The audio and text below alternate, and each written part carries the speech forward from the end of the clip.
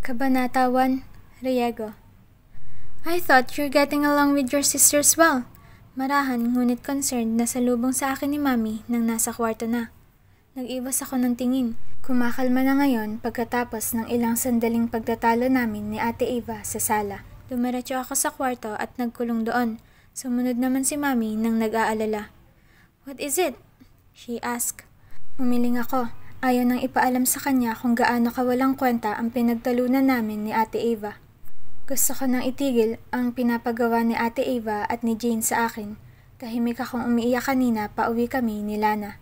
Lana was silent and would throw in some jokes every now and then, but it didn't make me feel better. I just want to stop this. Obviously, I can't deal with a man like Aries Riego. Kaya mo yan! Ang dami nagkakagusto sa'yo sa school mo hindi ba? Iyon ang ipinagmamayabang ni Lana, kaya kaya mo yan. Giit ni Ate Eva kanina. This is different. Boys at school are my age, and they don't have a lot of experience. Aries is different. Pareho lang Relani. He's very studious as 18. He didn't have girlfriends, and he'd be overwhelmed by a pretty girl like you. Umiling ako, dahil sa totoo lang, nararamdaman ko na seryoso man si Aries Riego, mukhang marami pa rin itong karanasan. Between him and Hades, he's the nerd one, so it will be easy for you. Ayoko na nga ate. Naalala ang pag-iyak kanina dahil lang sa pangmamaliit ni Aries. Inaasahan ka namin ni Jane, Relani. Paano na lang kung malaman ni Vicky na tumanggi ka? Plano na natin to, hindi ba? At hindi ba sabi mo madali lang to sa'yo? Nasaan na ang tapang mo? And we thought you're true to your words. Dismayado niyang sinabi. Hindi na ako nagsalita. Kawawa naman si Jane. Pinaasa mo siya noong pumayag ka, tapos ngayon biglang ayaw mo na? At hindi ba nangako siya sa'yo tungkol kay Lucas? I don't need her help anymore, I said with arrogance. Yumuko ako. Hindi talaga masabi kay Mami iyon. I remember the days when I forced myself to review the financial reports because she refused to go out of her room. I remember when she looked so thin from almost not eating anything that is served to her. Madalas din siyang umiyak kapag binibisita ko roon at sinasabi na hindi niya kakayaning patakbuhin ang kumpanya. Ganyan talaga ang mga kapatid, anak. Madalas nag-aaway. Ngumiti si Mami. I know what she meant. Ganoon nga talaga kung ibabase ko sa mga kaibigang maraming kapatid. I sighed. Hindi ba dati pa naman gusto mo na ng kapatid? Kaya nga ang saya-saya ko nang makilala si Bernardo at malaman na may 3 siyang anak. We will both be happy with their family. Me finding love again, she said while combing my hair with her fingers. And you with your newfound family. I smiled a bit. Pumikit ako at nilunok na lang muna ang lahat bago niyakap ng mahigpit si Mami. Ano nga ba ang nasaling ni Aries sa akin? Ego? Because he insulted me, that's why I backed down? Hindi ba dapat hindi ko na iniisip iyon? After all, I don't like him. I only wanted to do what Ate Eva and Jane wants to do. Hindi na dapat ako nagpapa-apekto. You're right, Mami. Sambit ko. Sabay na kami ni Mami na bumaba para mag-dinner. Naghihintay na roon si Tito Bernardo at ang 3 niyang anak. Eva didn't look at me, while Vicky looked at me with sad and concerned eyes. Nagsimula na kaming kumain nang napansin ni Tito Bernardo ang katahimikan. Eva, inaway mo na naman ba si Relani? He said, sounding so concerned about me. I didn't look at him. Nag-angat lang ako ng tingin kay Ate Eva. Eto kasing si Eva pinipilit pa si Relani sa mga gagawin. Ate Vicky said. Hayaan mo na si Relani, Eva. Ano bang mayroon, Eva? Are you bullying Relani? I do not tolerate you bullying your little sister. Bernardo, away bata lang yan. Hayaan mo na sila. Si Mami. It's just a favor, Dad.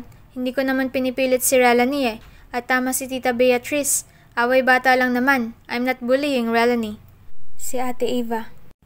What favor is that and why is it causing Relani to get mad at you? Napasulyap ako kay Tito Bernardo at ngumiti siya sa akin. I shifted uncomfortably on my seat. I sighed.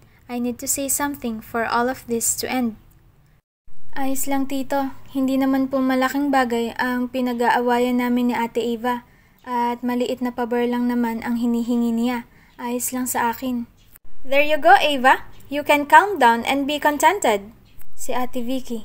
Nagkibit ng balikat si Ate Ava at nagpatuloy na sa pagkain na para bang nawala na ang problema. Alam niyong ayaw kong inaaway si Relanie sa bahay na ito. Ava, Vicky, Bernard. Patuloy ni Tito Bernardo. Pinagalitan niya ang mga kapatid ko. Kung hindi lang siya pinigilan ni Mami, ay baka natapos na ang hapunan na puro sermon niya sa kanila. After dinner, and because I agreed, Ava started her plans again. Ngayon, sumali na si Ate Vicky at nagdagdag pa ng ilang palatuntunin. We only see Aries in parties thrown by their family or our family friends. Kung noon ay hindi importante kung dadalo ba ako o hindi, ngayon gusto nilang lagi akong nariyan. Mommy didn't attend all of the parties, auctions, and charity affairs then, but they convinced her to join and bring the whole family. Besides, dahil maayos na ang pakiramdam ni Mommy, wala na siyang problema sa pagsali sa mga ganoong events ngayon. Frankly, I am kind of happy that it won't happen every day. Tsaka lang kapag may party o di kaya'y nasagap nila kung saan naman ang hangout ni Aries. And as for Jane's promise for you, ngumisi si Ate Ava at sinundot ang tagiliran ko para patawanin ako. I only sighed and rolled my eyes lazily. Alam nila kung sino ang crush ko sa school at dahil college na ako, mas madali na ngayong makasalamuha si Lucas na 1 taon ang agwat sa akin. At kapatid naman ni Jane, they made me bargain that if I help Jane, they will help me with Lucas. Hindi ko man hiningi pero alam nilang malaking bagay iyon para sa akin kaya ginagamit nila. Lucas is the only boy I know who didn't express any interest with me. Minsan naiisip ko, yun lang siguro ang dahilan kung bakit gusto ko siya, dahil hindi niya ako gusto. He's good looking, but a lot of my then suitors were too. And because I am in a small exclusive school, it isn't hard to interact with Lucas until last year, when he graduated and I was left with my last year for senior high. Ngayon, nasa isang universidad kami sa college. Mas madali na siyang makakasalamuha. He's very smart and kind, and that's why I like him more. Iba-blind date ka namin kay Lucas kapag medyo may improvement na kay Aries. Aniya na para bang naka-jackpot ako. If I dwell on my bitterness, I guess I would never appreciate anything. Nagbuntong hininga ako at tinanggap na lang iyon. Alright, kaya bilisan mo na, galaw-galaw ka na. Paano ko bibilisan kung ang susunod na pagkikita namin ni Aries ay sa auction pa? Next pa yun. Ngumisi ulit si Ate Ava. May alam si Jane kung saan siya tuwing weekend, pagkatapos yata ng eskwela niya. Eskwela? Nag-aaral pa ba yun? Engineer na yun. Whatever, the hell I care about the background of that man. Nagla-laptop siya sa isang coffee shop. Pupunta ka roon at o-order. Marami pa siyang sinabing detalye at tingin ko, alam ko na naman ang gagawin ko. Kaya naman, pagkaraan ng ilang araw na school, dumating na ang weekend at sinakto sa tamang oras ang pagpapababa sa akin ng driver sa coffee shop na tinutukoy ni Ate Ava. Pagod akong pumasok at sinuyod agad ang buong lugar. I hoped he wasn't there, but then I saw him, nasa pinakagilid at mag-isa. Nagmadali agad akong umorder para magawa na ang plano. I didn't like Ate Ava's plan, but I have nothing in my mind so I have no choice but to follow it. Pagkatapos kong bumili, dire-diretso ang lakad ko patungo sa kanyang lamesa. He never glanced at me, not even once, kahit na nasisiguro kong halata niya ang diretsong lakad ng kung sino patungo sa lamesa niya. I feel like his gazes are just too precious to be given to just any passing stranger. Saka lang siya tuluyan nag-angat ng tingin nang nakalapit na ako. Can I sit here? I said happily as I put my coffee on his table. Hindi man lang siya nagulat na nagkita ulit kami rito. His eyes were blankly staring at me as he answered, I have company. Go sit somewhere else.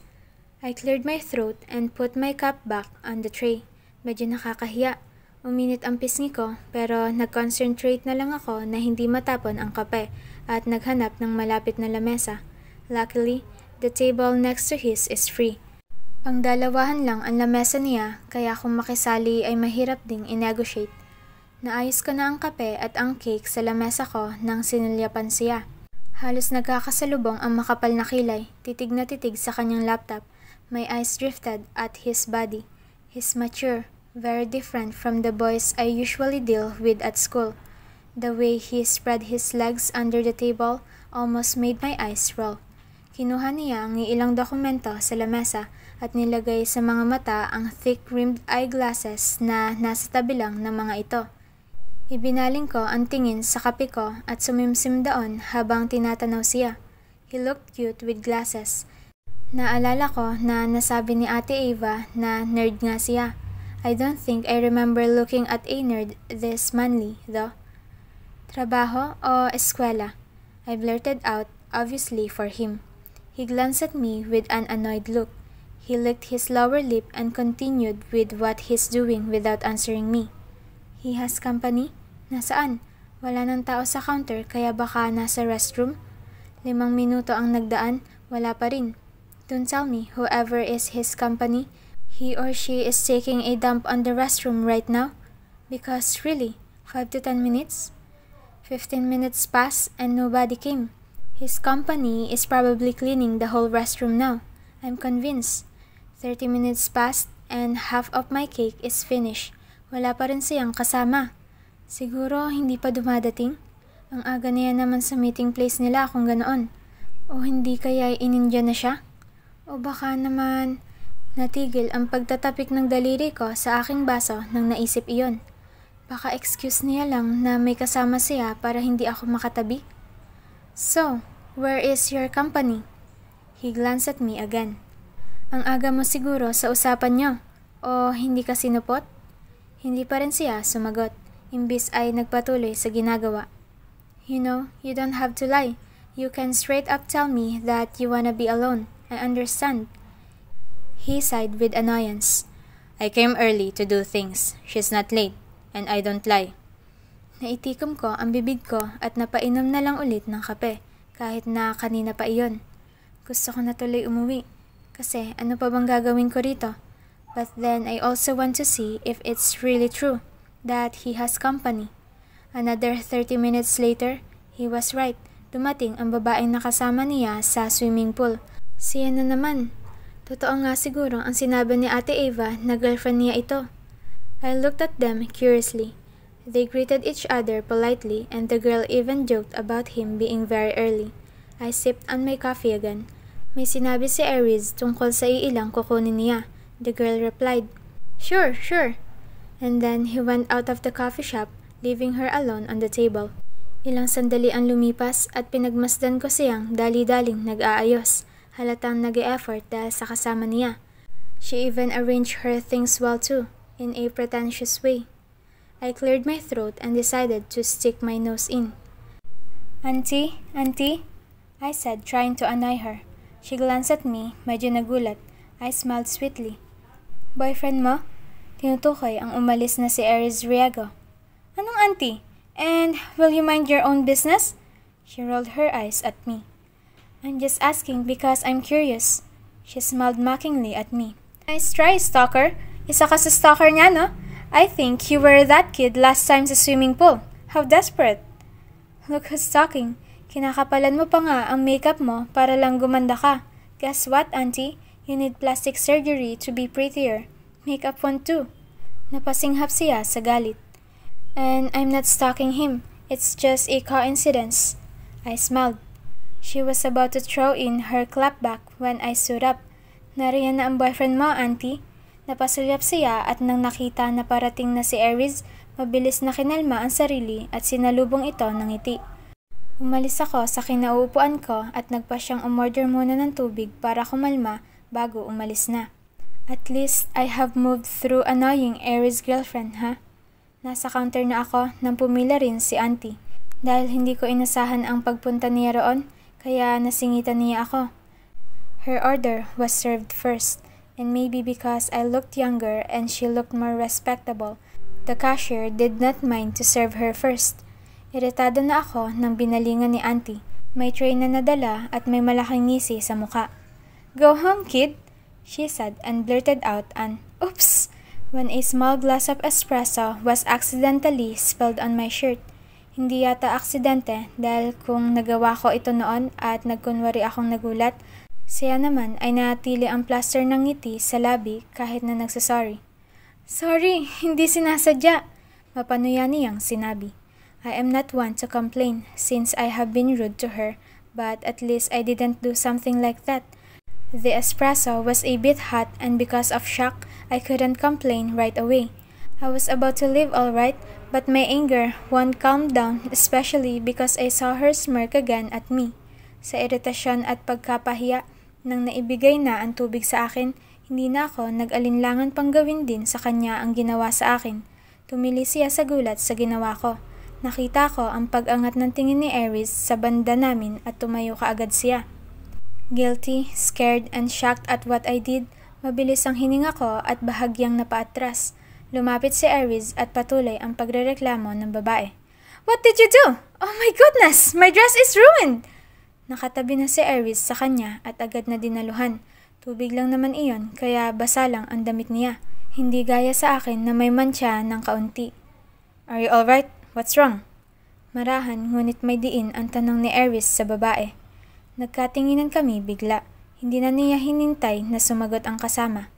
Sinabuhin ako ng tubig! She answered while busy wiping her dress.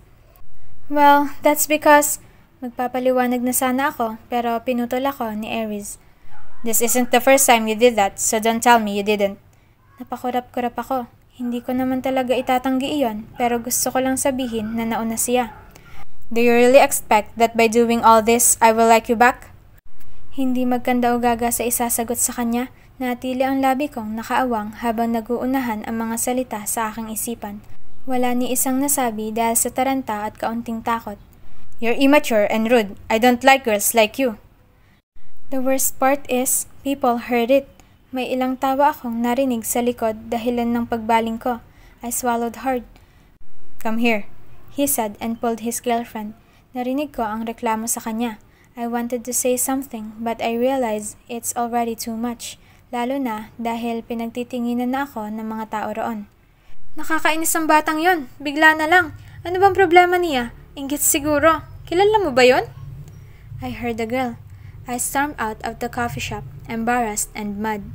Mabuti na lang at hindi nagtagal ang naghihintay kong driver kaya nakapasok agad ako sa sasakyan at doon natahimik na nag-ayos sa sarili.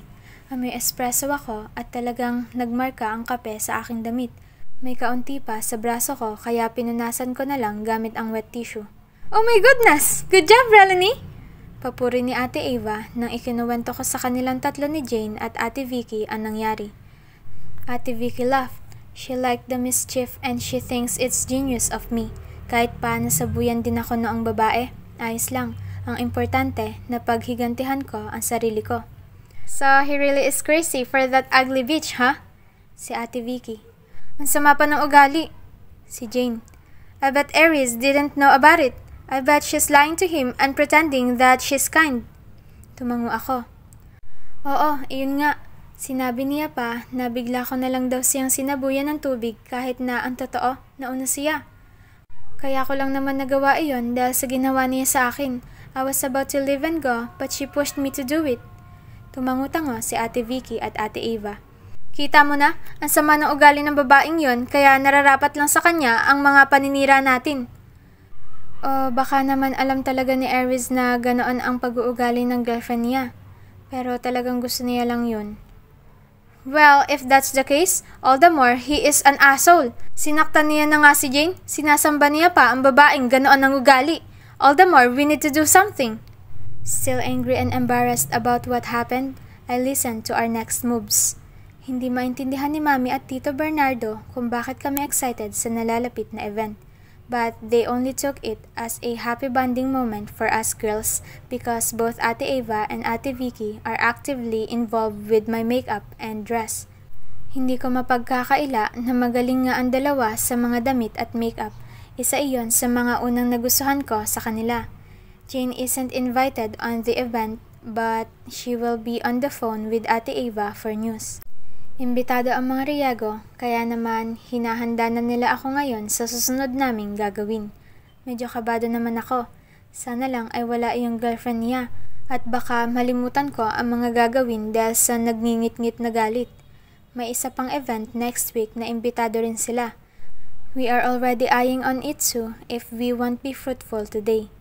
Medyo malayo tayo sa lamesa ng mga Riego. Paano yun? Medyo napanghihinaan agad ako ng loob. Mas mabuti nga yan eh. Baka makilala kami ni Aries at iisipin niya na kami ang nag-uutos sa'yo. Si Ate Ava. She's got a point. Sinaulo ko ulit ang mga gagawin at nang nakarating na roon, nag-enjoy muna kami sa dinner. You look pretty, Relanie. Puna ni Tito Bernardo. Of course, Dad. Kami ang pumili ng mga susuotin niya. Tipid akong ngumiti at nagpatuloy sa pagkain. Tito Bernardo's look lasted a bit before glancing at my mother for her question. Hinintay namin ng ilang breaks. There is a wine and dessert buffet near the Riegos table, so the plan is for me to go there frequently during breaks. Kaya iyon ang sinusunod ko pagkatapos ng dinner.